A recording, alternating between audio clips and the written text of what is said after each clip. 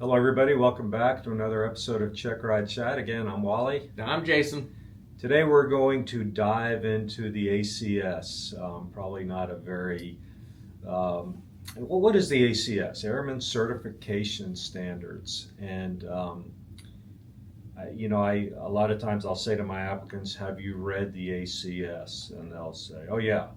And I want to say, I don't believe you, because Is the ACS a document that you're going to sit down and read, Jason? No. It's a reference document. You want to make reference to it. Yeah. And hopefully your instructor, I think we talked about this on day one. The ACS, that is your test. You should be able to open it up, and if your instructor, if you can just softball, loosely speak about pretty much everything in it, your check ride is going to be an absolute non-event. You know what's coming.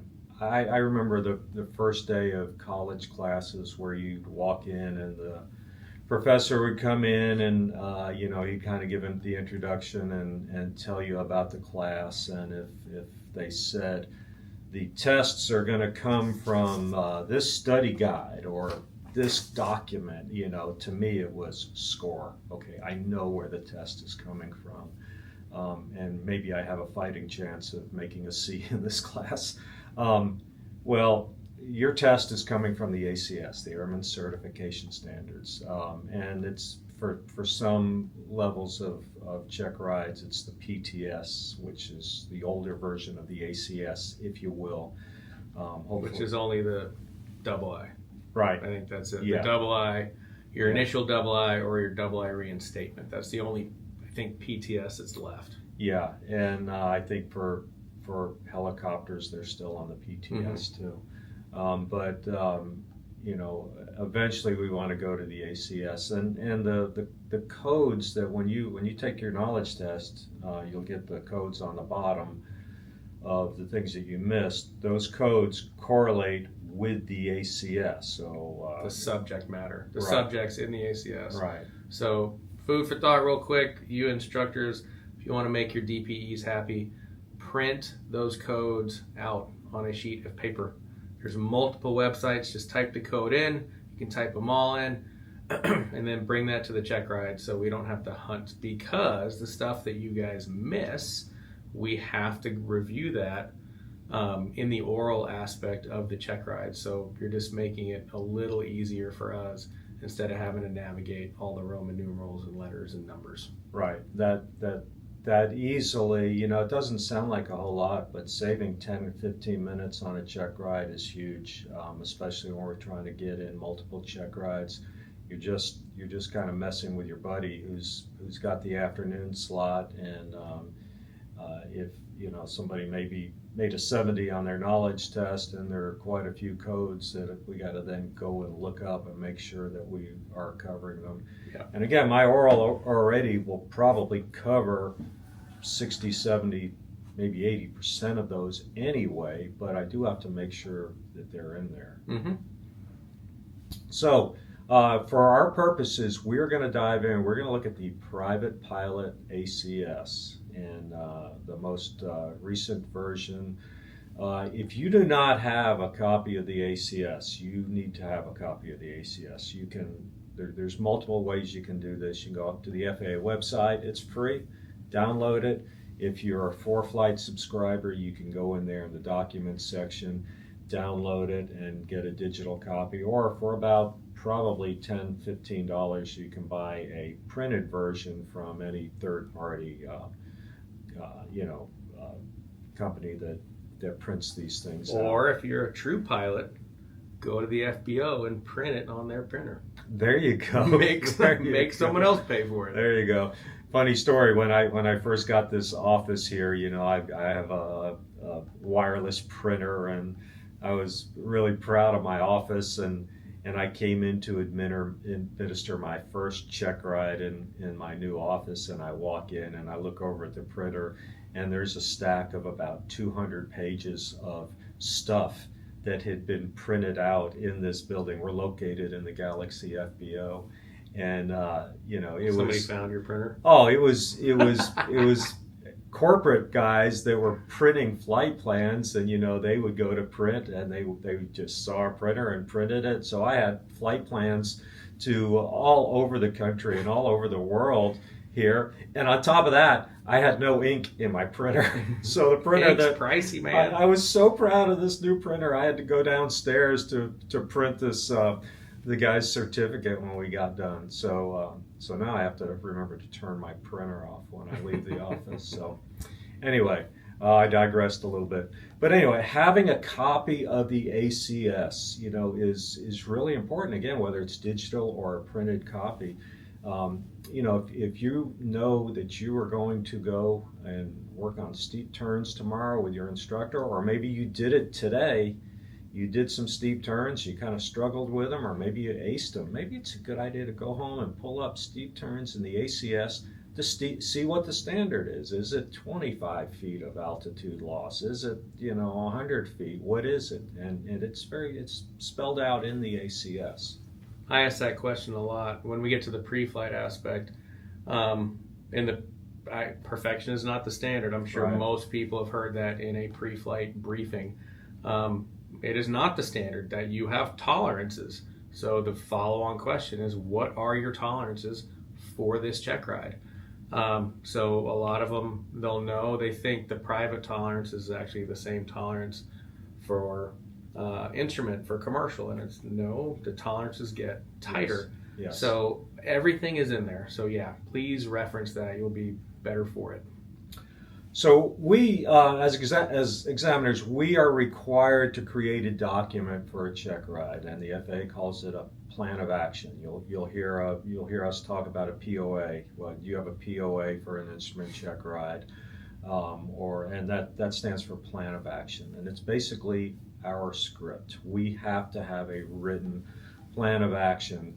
And written, when we say written, it can also be digital. I have all mine digitally on an iPad, and so the first thing I do when I meet the applicant, I'm writing their name on it. I'm using my Apple Pencil and their FTN, their CFIs, and just information that I want. And then I go into the actual document. And it's basically a script for the check ride.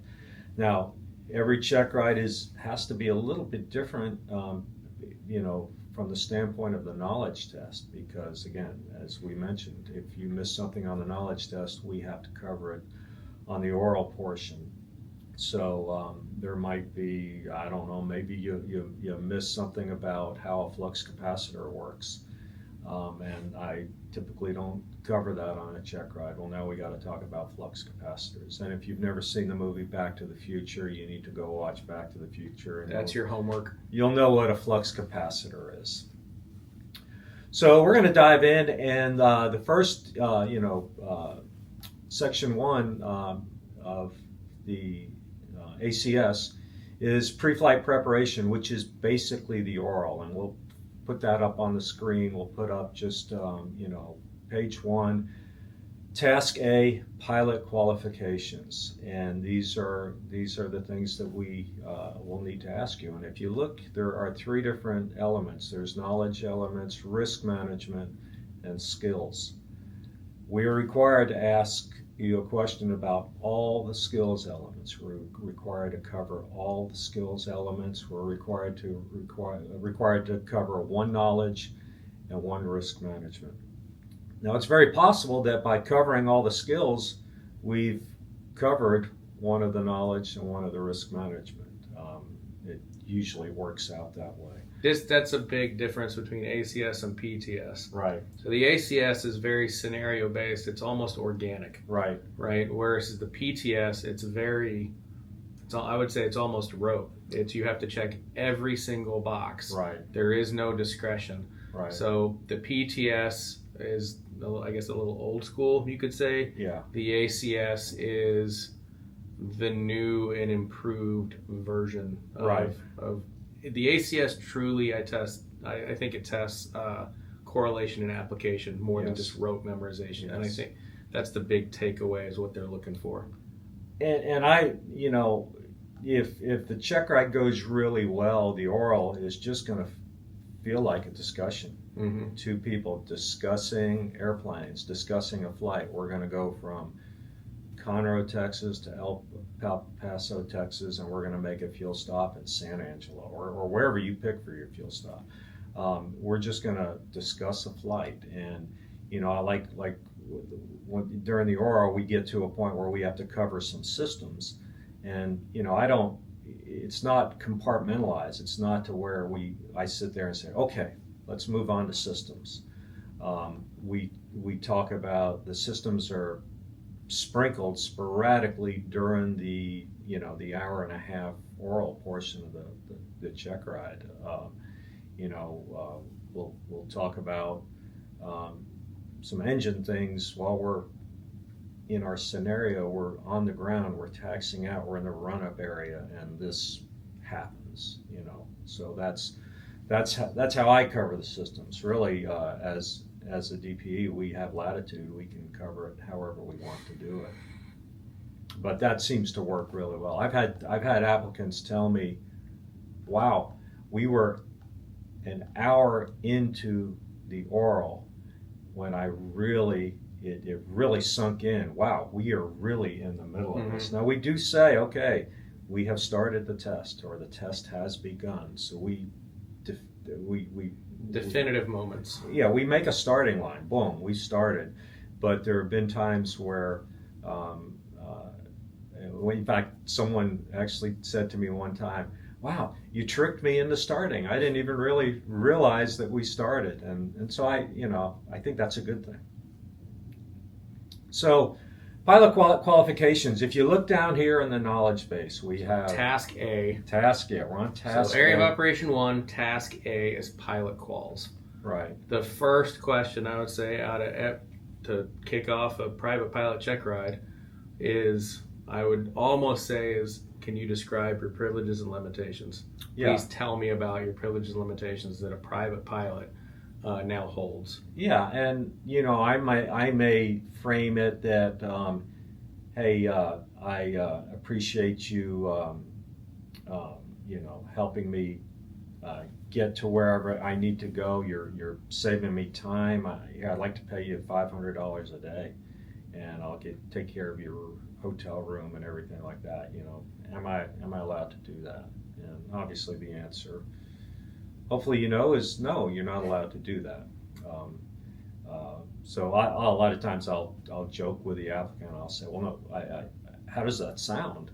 And they'll say, well, yeah, it sounds really good. Okay, it does sound good, but you can't do that. We can't do that. Right. So that's the understanding, right? Right. So we talked about acronyms the other day. An acronym that a lot of schools use for privileges and limitations, I would say it's P-script is what I've heard. So you can carry passengers, you can be a salesman, you can fly for charity, you can fly search and rescue ops, you can do incidentals towards your own business, pro rata, that's what Wally was just referring to, and then you can tow a glider. Pro rata, if anybody, the definition, if it's just Wally and I flying somewhere, and I'm a private pilot and Wally's just a passenger, it's 50-50. It's as simple as that. If it's in threes, it's 33 1/3, fours, in quarters, et cetera, et cetera. If anybody has dealt with a government, I would definitely say, instead of maybe 50-50, maybe 51-49, 55-45, maybe a little CYA there. But just understanding, it's very simple. That's what you can do. What you cannot do is get paid. And that's what one's like, you're saving me time and then some. Here's a couple hundred. Right. Nope. Right. Unless your aircraft is super duper expensive and that happens to be 50-50, right, then you can, but right, know the rules and know the limitations. This whole section, it's actually the same on the commercial side of the house. On the commercial side of the house, the privileges and limitations, very, very similar, except instead of pro rata, you can now get paid. Right. When we had our DPE recurring yearly training, they had some people come in and they brought up Advisory Circular 61-142, so 61-142. If you are a commercial pilot, if you're a CFI, I would highly suggest reading that. There's examples of what you can and cannot do. So that's a quick tangent over to the commercial, but that's common carriage, holding out, etc. But that advisory circular, I would definitely look into that because it further defines what you can and cannot do. Even as a commercial pilot, you can't just blatantly accept funds. Yeah, and if I can figure out how to do it, I'll put a link to that advisory circular in the show notes. I think that when we all were made aware of that with the FAA, I think we all kind of had some eyebrow-raising moments, like, "Oh, wow, wow, yeah." Okay. So All we'll right. leave it at that. Yeah, we'll leave it at that. But all right, so that's your privileges and limitations, right? Skipping up one, certification requirements, recent flight experience, and record keeping. Let's talk about that. So certification requirements, that's, in order to become that, you had to meet, you've been audited already, so you've met the flight time per the FARs. That's pretty easy. So this is how I look, and this is one of my questions, is what do you have to log in a logbook to be legal? To be legal to fly? And the answer is a flight review. Very simply, that's it. If you don't intend on ever going towards another rating and you don't have any friends, et cetera, all you need is a flight review, and that's every 24 calendar months. A lot of people still call it a biennial flight review. It's actually been renamed to just a flight review, because they want to get that 2 years kind of out of your head. They want to keep it as almost continuing qualification, just constantly learning. So they're trying to change the wording on that. So it's just a flight review. That's what you have to have. Now, then the next thing goes up. My examples are, you become a private pilot today, congratulations. You go 18 months without touching an aircraft, assuming your medical is good and all that. We'll get to medicals in a second. 18 months, are you legal to fly that airplane? Absolutely. And 50% say yep, and 50% say no. No? Well, what do you need? Well, I need 3 takeoffs and landings. Well, I need to be current. Yeah, but so you said I didn't have any friends. Well, yeah, you don't have any friends. I don't have any friends. So you don't have any friends. So why do you need 3 takeoffs and landings? The answer is to carry passengers. That's it. If you're solo, it is what it is. As long as you have that flight review, you're good to go. So does a dog count as a passenger? I don't know. Oh. It's a, what is that? The fur baby. We won't go. Okay. Yeah. All right. Sorry. So 3 takeoffs and landings during the day. So again, my example, 18 months. Yeah, you can fly. Well, I want to go get a hamburger with you. What do you need to do? We can't go. Right. Well, you can. You can. I just need to get there 45 minutes early and do 3 takeoffs and landings. And then come in, let's go. Get in, let's go. Yeah. Right? So fast forward tonight. What do you need to do? And this is where it gets kind of specific. It's 3 takeoffs and landings to a full stop. Yes. So don't tell me, oh yeah, I did 3 touch and goes. Yeah. I don't want to hear it. It's to a full stop. And if you're very, very smart, you're going to log it in your logbook in the remarks, full stop landings. Yes. That is not full stop taxi backs. That is simply stop and go. Yeah. So request 3 stop and goes if you have the room on the runway to do it. Yeah. And if it's a short runway, my goodness, do a taxi back. I get it. Yeah. Night counts for day. Day does not count for night. Right? So that's that. So now we've got a flight review. If you're carrying passengers, it's 3 takeoffs and landings. What can take the place of a flight review? Another check ride. That resets that clock. So where we're going with this is specifically to the flight instructors, and we get it. We see it every day at United. United is hiring again, so thank goodness. But it's kind of, I would say hiring's been stagnant for about the last probably year plus. Yeah. So back in the day, well, I'll just ask Wally. Wally, have you ever had a flight review? I have never had a traditional flight review. Why is that? Because about every 6 months, 9 months, 1 year, I have some sort of a check ride at an airline. At an airline. So your airline stuff is taking the place of your traditional flight review. So where I'm going with this is a specific kind of to the flight instructors that doesn't really, you're not thinking that way. Most flight instructors, they went private, instrument, commercial, multi, CFI, double I, MEI, blah, blah, blah, blah, blah, blah, blah, blah, blah. And pretty much in about 18 months, you got hired at an airline. Nobody's thinking about a flight review. Yeah. So your flight instructor refresher course, that revalidates your flight instructor certificate only.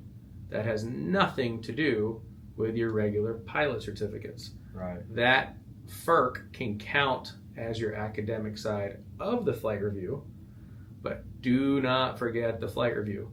So when I have applicants and they've gone a long time in between check rides, or the 1,000-hour guys that are getting their commercial, Yeah. I get it, or they're getting their multi, I will go back and look to see if they have a flight review. Right. And if they don't, we can't do the check ride because you're not legal. It's as simple as that. A lot of people kind of forget that flight review. So that's your legalities that we really got to pay attention to. And as for record keeping, it's log what you need to log. The more precise you can be, I would say, the better on that one. Yeah. So hopefully that answered requirements. You just look in the FARs to see what you need for said certificate. Your recent flight experience, that should do that. A flight review, currency for passengers, et cetera, and how to log it. We've discussed privilege limitations, medical. Let's before we go on, Yeah. let's talk about the 3 takeoffs and landings and the limitations on that, if you will. It has to be in the same category and class, and that's it. Category and class. So category: airplane, helicopter. Class: single engine land. If you dive into the regulation, what the regulation says, it must be in the same category, class, and type. But that's not the end of the sentence. The end of the sentence says, if a type rating is required. So what it says, it must be in the same category, class, and type if a type rating is required. So you go to work, your landings have to be in a 757, 767. Mine have to be in a 777.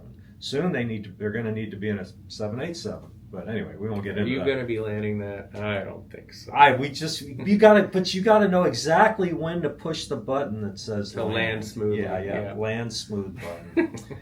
Anyway, so a lot of people they stop the sentence. They say, "Oh yeah, it has to be the same category, class, and type." And so what I do is I've got, I'm really proud of my Cessna 120, which is a tail dragger, and I'll show them a picture of my airplane, and I'll say, okay, you've got 3 takeoffs and landings in that airplane, and you've got a tail wheel endorsement, so you're good to fly that airplane. You've got 3 takeoffs and landings in that. Are we current in a Piper Warrior? And category: airplane, single engine land? Yes, you are. Is it prudent? Maybe. I don't know. That's up to you. But it's just category and class. Prudent or proficient? Ooh, I don't know. I like that word, proficient. Prudent. That's one of those words that when it came out of my mouth, I thought, why in the hell did I just say that? Because proficient. I'm not even sure I don't know what it means. It's a big word. It's a small word, but it's a big word. It is. That's actually a good point. So I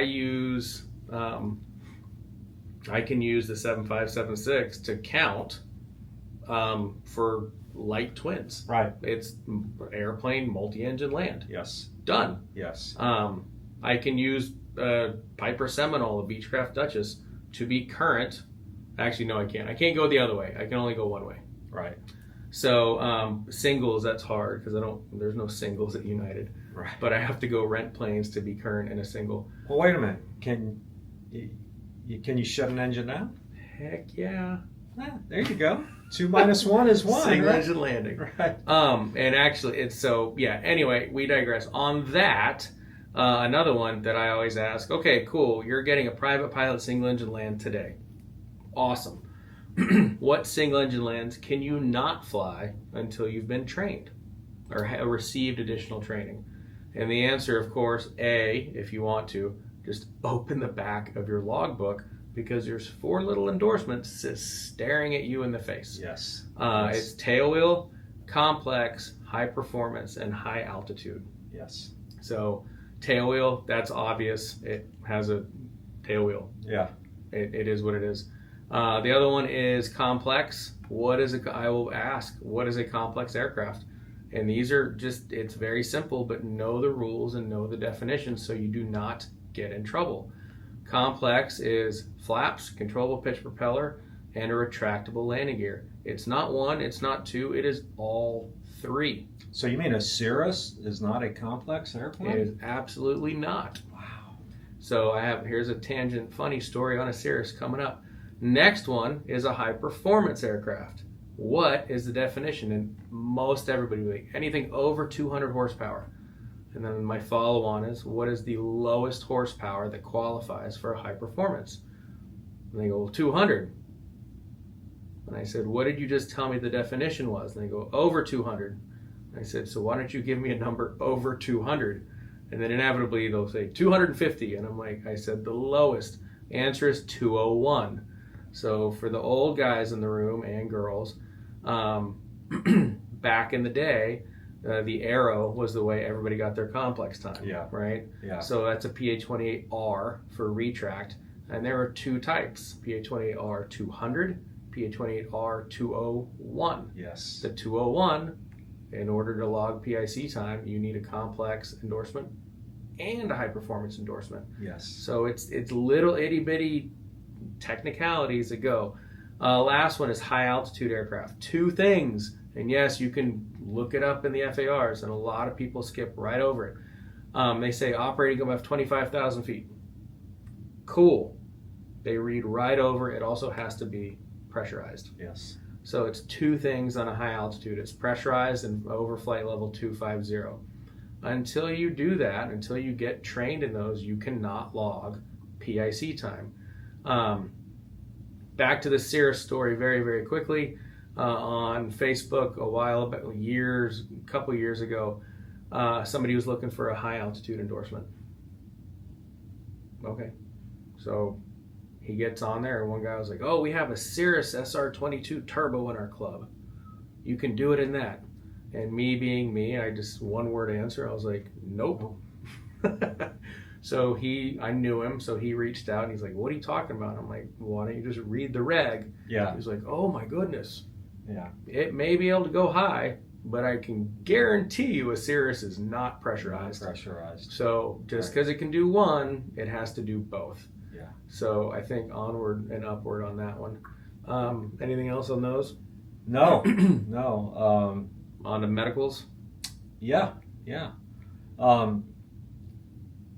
A lot of the applicants that we get are career-minded pilots. They're a 24-year-old that wants to be a professional pilot, and they're already thinking of that. Now, just remember, when you're taking your private pilot check ride, think of private pilot stuff. Don't be thinking about ATP down the road. Think of your limitations as a private pilot. Point being is what a lot of new pilots will do. They'll go to their AME, they'll get a first class medical, which is a great idea, because let's go ahead and put us under the requirements of that, just to make sure that we can pass the vision test, because each level of medical is a little bit tougher standards. So the takeaway on that, most people, if you know you're going career, I would be a huge advocate. Yeah, go. Do you need it? No, not right now. But if you cannot get a first class medical, right, I would probably start thinking about another career path. Right. Because if you don't have a first class, you're never going to get to an airline. Right. Or it's as simple as that. Or do something medically to fix the situation possibly. But keep in mind, when we are sitting in the room and we're doing a private pilot check ride, we're going to talk about private pilot things. So I'll look at, I write down their medical. Okay, they've got a first class medical dated maybe March 17th, 2025, and here we are in December of 25. I will say to them, for private pilot privileges, how long is your medical good for? And sometimes we dance all around the fire, and the answer for if you're younger than 40 is for 60 calendar months. So I'm going to ask you for private pilot privileges, even though you're thinking the airline track or the professional pilot track. I'll ask. My question is, okay, you have a first class medical. We're sitting in front of me right now today. It's within the 12 months because it's brand new. I'll ask, can you exercise first class privileges? And it's 50, half will be like, yeah, I have a first class medical. Yeah. And the answer is no, you absolutely cannot. Right. So privileges are those numbers that are in your head, in your graph. So the dividing line is 40. So older than 40, below 40. So below 40, the 3 boxes is 12, 12, 60. Above 40, 6, 12, 24. Those numbers are how long those privileges last. Yeah. Along with the privileges, you also have to have the appropriate certificate. So for third class, you need how should we put this? The minimum medical you need to operate as said pilot, I guess is maybe a good way. You need, for a student pilot, a private pilot, and a CFI, you have to have a third class. Right. The only certificate you have to exercise commercial privileges, that's your second segment. Those are your 2 12s in the middle. You have to have a commercial. And then the third one, the only person truly in the world that needs to have a first class medical is an ATP, right? Right. So you have to have an ATP certificate in order to exercise first class privileges. Now, insurance is insurance, and I know insurance runs the world. Insurance company policy, that is not the FAR's. So in true reality, the only person that really, really needs a first class medical is the captain at a 121 airline that holds an ATP. That's it. The first officers, everybody at United, everybody has to have a current first class medical. Everybody, no matter what. Right. I want to say Southwest, their FOs, they are allowed to lapse into second class privileges. It used to be that way. Correct. At United back in the day. When I got hired at ExpressJet 20 whatever years ago, I got hired with I had my first class obviously, but I got hired with a commercial license. Right. So things evolve and things change, but I cannot stress that enough. You need to understand, just because you have the medical does not mean you can exercise said privileges. So again, to exercise first class privileges, you have to have a first class medical that falls within that date, and you have to have an ATP certificate. For a commercial, for a second class, you have to have a commercial. And for a third class, it's either student, private, or CFI. Those are, just because you have a first class medical as a student pilot, you are years away from exercising first class privileges. Right. So that is, we can hopefully maybe add a little graph on that just so you can see. But once you understand the correlation between time and privilege, it's actually privileges that stump a lot of people. Yeah. And something else that I see on a lot of knowledge test reports is some issues with BasicMed. BasicMed is something that Jason and I haven't really dealt with. We don't operate under BasicMed, and it's a little bit of it doesn't apply to me, so I don't need to know it almost mentality, but we do need to know it as examiners because a lot of people are missing the BasicMed questions on the knowledge test. So we need to now have to cover it. So there are some. I've had a handful of BasicMeds. Yeah. Applicants coming for private pilot. It's legal. Yeah, it's absolutely totally legal. It's a pretty good deal. So don't, if you're that student pilot who's on the professional pilot career path, don't have the attitude, okay, BasicMed doesn't apply to me. In practicality, it may not apply to you, but you need to know it for the sake of the knowledge test. You'd hate to come back and make a 69 on the knowledge test and you miss 2 questions that dealt with BasicMed. It's actually not a lot. Right. There's only, I would say it's 3 or 4 or 5 things. Yeah. It's not a lot, and yeah, it doesn't really apply to somebody going career. Right. That doesn't mean again, you wanted to know what's on the test. It's in the ACS. It is fair game. Yeah. So I guess we could leave it at that. It's not a big deal to know it, but go from there. Yeah. And then I would say we're probably boring you and talking a little too much. Let's close with proficiency and currency, right? So I will ask, you're flying a 172 and it's a G1000. Great, awesome. I go put you in a 172 that has a 6-pack. Yes. Are you legal to fly that airplane? Absolutely. And they go, yep. And I say, would you fly that airplane? And they say, And what they're looking at is they're not lacking proficiency. Right. So airplanes are going to fly similar enough. I would say proficiency, this is me and I'm a nobody. I would say proficiency is legitimately avionics.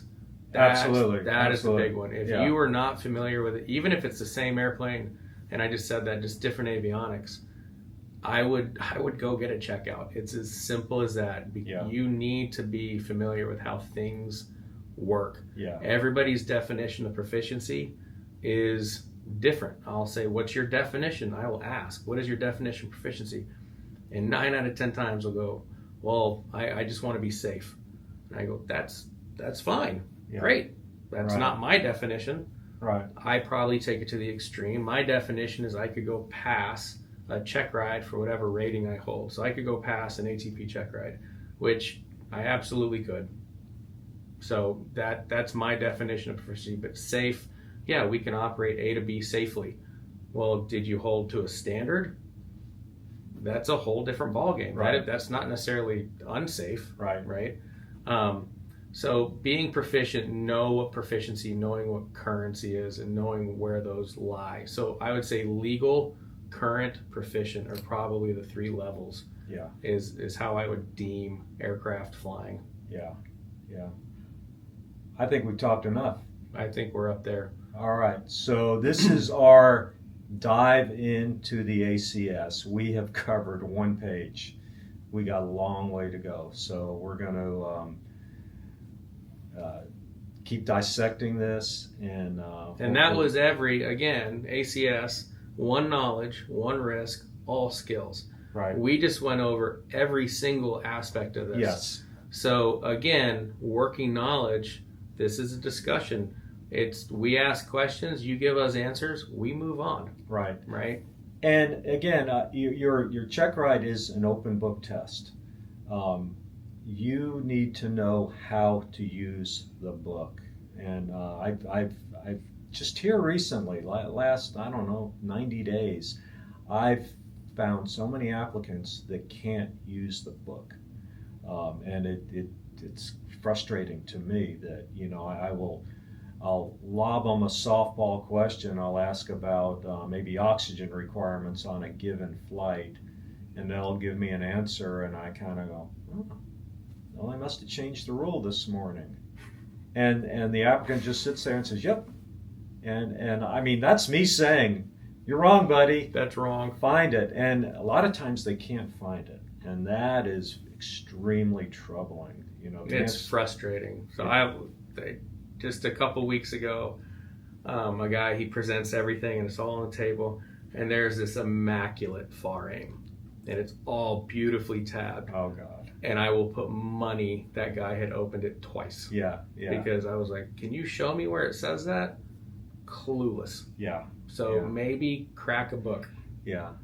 I have never, and I tell this to people, I have never taken a check ride, and I've taken lots of check rides, in an airplane that I did not personally have access to a POH.